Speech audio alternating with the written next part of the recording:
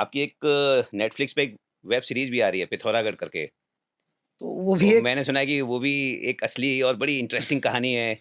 Sir एक real life से inspire हुआ उसमें मैं भी। तो मुझे लगा कि यार ये दुनिया को सामने आना चाहिए करके।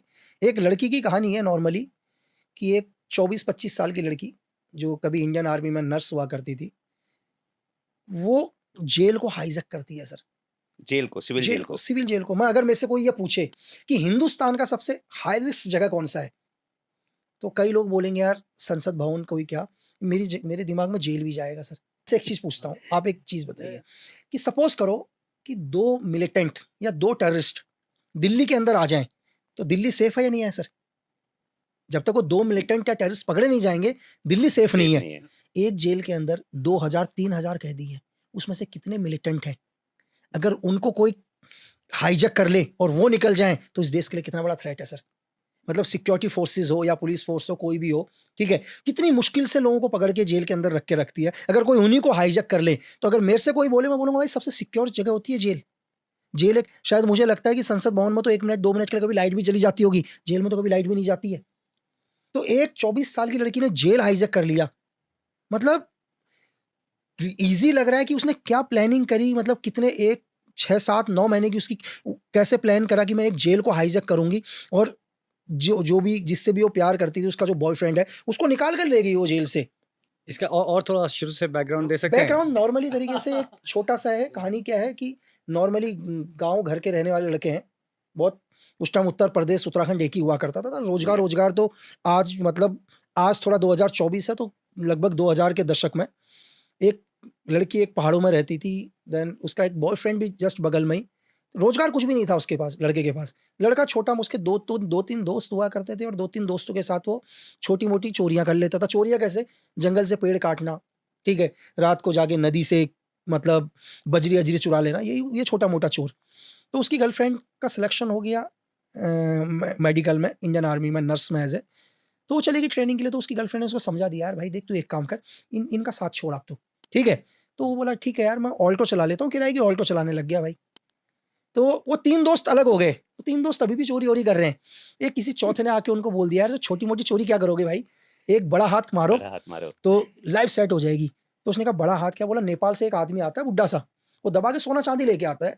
तुम उस सोने-चांदी को लूट लो तो ज़िंदगी तुम्हारी। अब वो बोले यार लेकिन हम जाएँगे कैसे? उन्हें अपने चौथे दोस्त की याद आ गई, कि यार उसकी गाड़ी ले चलते हैं। बट उन्होंने अपने चौथे दोस्त को प्लानिंग नहीं बताया और वो चौथे दोस्त को लेकर गए। जब वो आदमी नेपाल से आ रहा था, उन उन तीनों ने उसको लूटने की कोशिश करी। यहाँ हाथापाई हुई, तो हाथापाई में एक थोड़ा उसमें शॉर्ट टेम्परेचर एक लड़का था, उसने एक को किल कर दिया, कट्टे से गोली मार दी। जहाँ एक को मारना पड़ा, वहाँ उसके ड्राइवर और अब उसने कहा 2 को क्या छोड़ेंगे करके 2 को भी मार दिया, 3 हत्याएँ कर दी। अब तीनों की हत्याएँ करके बॉडी डाल दी नदी में और वो सोना-चांदी उन्होंने लूट लिया, 100-150 केजी उस टाइम नेपाल से जो आया। लेकिन इनको ये नहीं पता था उन्होंने मारा किसको। अगले दिन पूरे हिंदुस्तान के पेपर भरे हुए आए। उस टाइम मुलायम सिंह यादव वहाँ के मुख्यमंत्री हुआ करते थे उत्तर प्रदेश के, उसके फाइनेंसर को मार दिया मेल।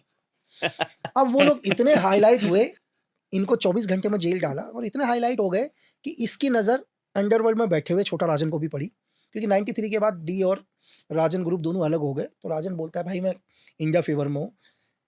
तो राजन डिसाइड करता है, कई बार क्या होता है एजेंसीज़ भी मिलकर, एक कहते हैं एजेंसी का एक काम है कि दुश्मन को मारने के लिए कई बार हम छोटे दुश्मन से भी हाथ मिलाते हैं, क्योंकि हमारे को बड़े दुश्मन को खत्म करना दुश्मन का दुश्मन दोस्त होता है। होता है। तो देन तो ये डिसाइड किया गया कि यार इन चारों को बाहर निकाल दो और निकालने के बाद ठीक-ठाक लड़के हैं और ट्रेंड करते हैं इनको और इनको भेजते हैं पाक।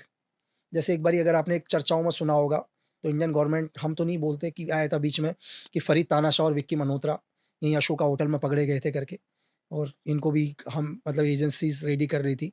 तो ऐसा तो कहीं है नहीं, लेकिन लोग बोलते हैं। अगर एजेंसीज़ तैयार कर रही थी तो किसने पकड़ा इनको?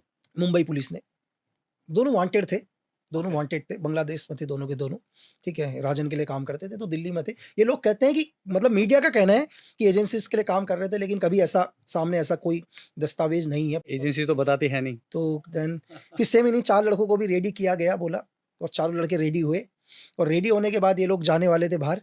तो अंडरवर्ल्ड में बैठा हुआ एक आदमी ने बोला, यार ये अगर ये दाऊद को कभी मारे तब भी वो वापस नहीं आएँगे और नहीं मारे तब भी नहीं आएँगे, तो क्यों ना मैं अपना यूज़ करवा लूँ। उसने एक अपने दुश्मन के ऊपर अटैक करवा दिया और वो दुश्मन तो मरा नहीं, उसमें कुछ और लोग मारे गए, पुलिस वाले मारे गए। ये दोबारा बेचारे जहाँ से आए थे दोबारा जेल। ठीक है, इन्होंने बहुत कोशिश किया, हम एजेंसी के लिए काम करते हैं, तो भाई एजेंसी ने तो ये टारगेट नहीं दिए थे। अब उसकी गर्लफ्रेंड बोलती है यार भाई मेरे बॉयफ्रेंड के साथ तो गलत हो गया ये चीज़ें, ठीक है, मेरा बॉयफ्रेंड इनोसेंट है करके। तो वो बोलती है कि मैं अपने बॉयफ्रेंड को जेल में नहीं मरने दूंगी, मैं अपने बॉयफ्रेंड को जेल से निकालूंगी। अब निकाले कैसे, पहली 3 हत्याएं तो पहले चल रही, ठीक है, अग्रवाल फैमिली की, ऊपर से 2-3-4 हत्याएं अभी हो गई। तो लड़की ने बोला तब भी मैं निकालूंगी करके। तब उसने प्लानिंग करी और इन वर्ल्ड की हिस्ट्री में पहली बार किसी 24 साल की लड़की ने जेल को हाईजैक किया और निकाल कर ले गई सर। मतलब अगर आज आप किसी को बोलो कि यार एक पुलिस स्टेशन कैप्चर करना है, एक बिल्कुल चौकी कैप्चर नहीं कर या पाएगा वो, और आप एक स्टेट की सबसे हाई रिस्क जगह को कैप्चर कर रहे हैं, मतलब जेल स्कैप नहीं करवा रहे हैं, जेल आपके कंट्रोल में है पूरा का पूरा, और आप निकाल कर ले गए हैं। तो एक लड़की का, तो मुझे लगा कि ये दुनिया को दिखना चाहिए करके। ये बच के भाग गए? हाँ, ये निकल गए, बाद में नेपाल बॉर्डर में मारे गए, वो भी एक इंसिडेंट में मारे गए ये लोग। नहीं तो ये क्रॉस कर ही जाते। इत्तेफाक से इनकी गाड़ी से एक बच्चा मर गया एक्सीडेंट में सामने, तो गांव ओ वालों ने घेर दिया इनको। हमसे यहाँ से तो निकल गए थे ये लोग, तो गांव वालों ने घेर करके तो गांव वालों ने इनको घेरा। घेरने के बाद इन्होंने आर्मी की ड्रेस पहन रखी थी और फायर मार दिया हवा में। तो और जंगल में भागे, तो पुलिस के पास इन्फॉर्मेशन आई कि कुछ आर्मी वालों ने फायर मारा है। तो उनको लगा यार आर्मी वाले तो फायर मार नहीं सकते करके, ये डेफिनेटली वही लोग हैं जो नेपाल की साइड भागे करके। तो पुलिस ने कॉर्डन वर्डन किया, देन एनकाउंटर।